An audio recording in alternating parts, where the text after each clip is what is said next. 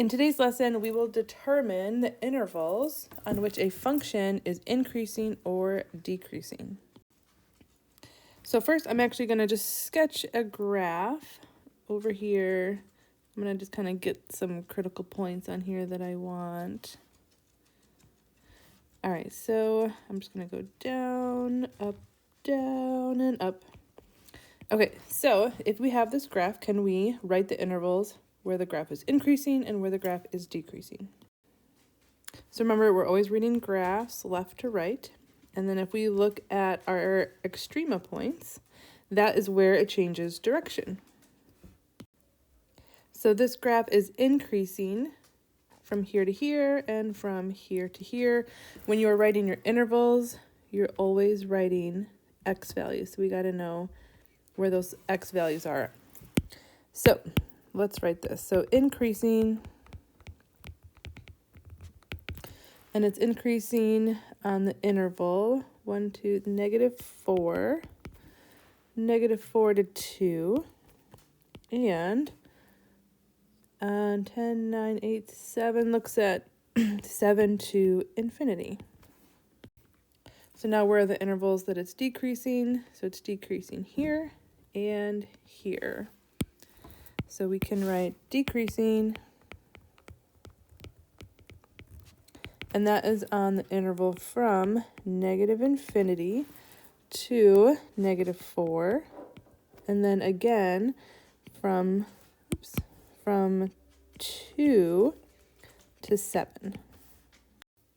But the point of today's lesson is coming up with these answers when you don't have a graph. Okay, so let's start with this function. H of x equals -2x to the third plus 6x squared minus 3. So this is a cubic function. You should know essentially a cubic function will look something like this. And our goal is to find the x values, the interval, on where this function right here is increasing or decreasing. So like I said, the idea is increasing and decreasing, it changes direction at critical points. So we have to start by finding critical points. And just like our last lesson, finding critical points is when the tangent line is 0. So when the derivative is 0. So let's start by finding those by finding h prime. So that would be -6x squared plus 12x.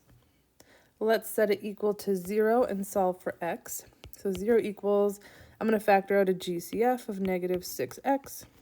So I'm left with x minus 2. So my solutions for x are x equals 0 and x equals 2. So at these x values, the derivative is 0. So those are critical points. So increasing and decreasing changes on each side of the critical point. So what we're going to do is make a sign chart. Okay, so if we think, okay, so to the left of 0, that would be the interval from -infinity to 0.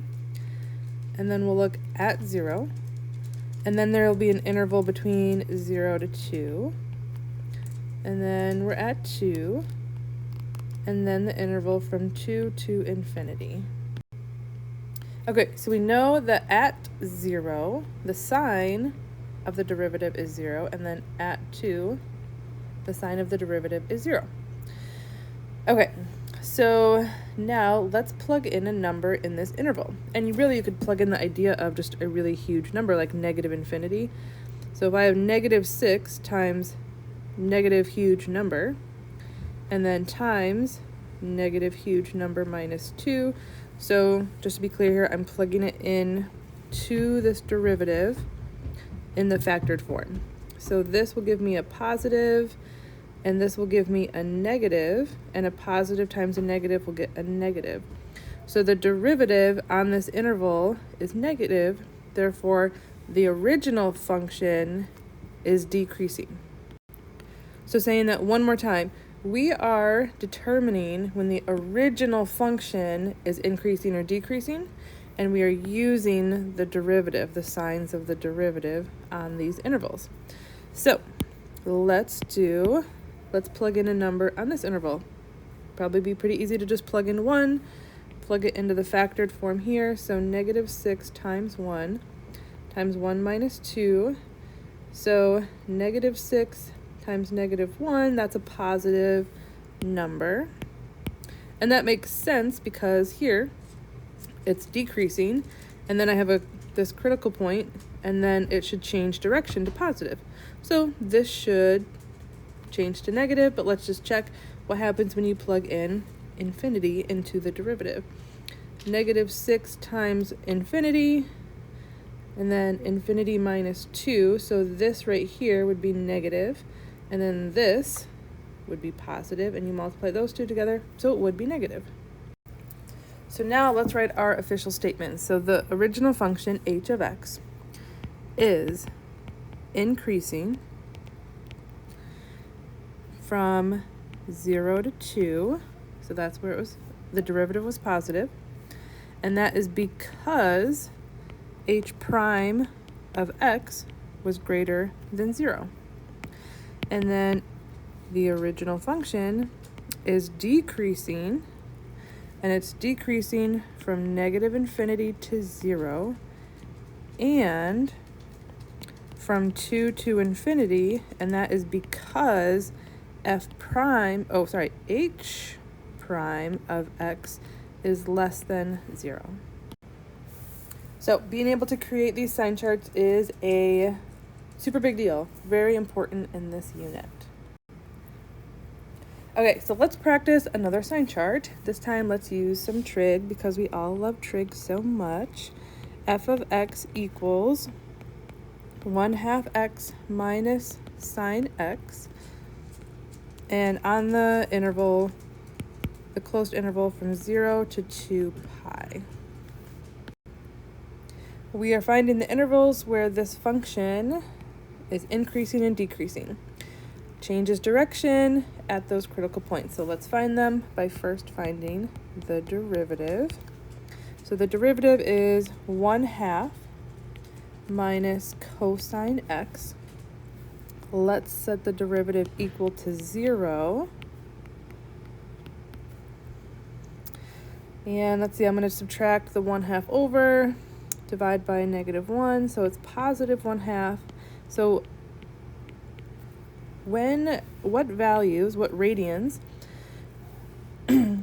are true for x to make cosine of that equal 1/2? So 1/2, that would be pi over 3. So x is pi over 3. But the interval is 0 to 2 pi, so if you think about your unit circle, cosine is going to be positive 1/2 in quadrant 1 and quadrant 4. So that means x will also equal 5 pi over 3. Okay, so let's use the x values of the critical points and this domain to create our sign chart. So we have an interval that goes from 0, so x values from 0 to pi over 3. And then what's happening at pi over 3. And then the interval from pi over 3 to 5 pi over 3. What's happening at 5 pi over 3. And then from 5 pi over 3 to 2 pi. Okay, so this is the sign of the derivative. Tells you information about the original function. So at pi over 3, f prime is 0, and 5 pi over 3, f prime is 0. So we have to figure out increasing and decreasing on these sides. So let's pick a value on this interval. Pi over 6 is within that interval, so let's use the derivative. What is 1/2 minus cosine of pi over 6. So that is 1/2 minus the square root of 3 over 2, which will be negative. If you test something here, we could test pi over 2, 1/2 minus cosine of pi over 2. So that would be 1/2 minus 0, which is positive, which makes sense that the sign is changing after these critical points. And if we test on this last interval, you could do 11 pi over 6, which ends up being square root of 3 over 2 again. So 1/2 minus square root of 3 over 2 will be negative. So now we're going to write our final statements. And remember, our statements are about f of x. And we are justifying these statements because of f prime of x. So f of x is increasing on the interval pi over 3 to 5 pi over 3. And that is because f prime of x is greater than 0. And then f of x is decreasing, and this is on the intervals from 0 to pi over 3, and from 5 pi over 3 to 2 pi, and the reason is because f prime of x is less than 0. Our last example, we are going to start with a graph. We're just going to sketch a graph, and this will be an f prime graph, a derivative graph. So I'm just going to put some x values on here, and I'm going to sketch a graph. So go ahead, sketch this graph. I just did my best here. So this is at -3. I didn't space these out very well, but you kind of get the idea. Okay, so we have a derivative graph, and we need to make a statement about where is the f of x, so the original function, increasing and decreasing. Well, f of x is increasing when the derivative is positive. So if it is above the x-axis, if the derivative graph is above the x-axis, then that is telling you that f of x is increasing.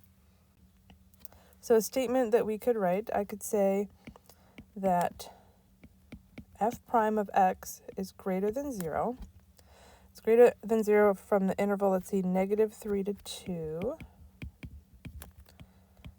And from 4 to infinity. So therefore, f of x is increasing on those same intervals. So it's increasing from -3 to 2 and 4 to infinity. And of course, same idea for decreasing. So f prime of x is less than 0 below the x-axis here. So therefore, it would be decreasing here. So the derivative of f is less than 0 on the interval from -infinity to -3 and from 2 to 4.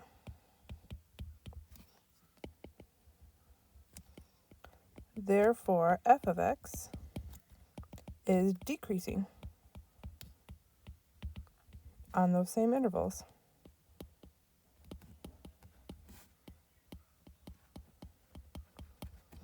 Okay, so there is your full video on determining intervals on which a function is increasing or decreasing. Good luck.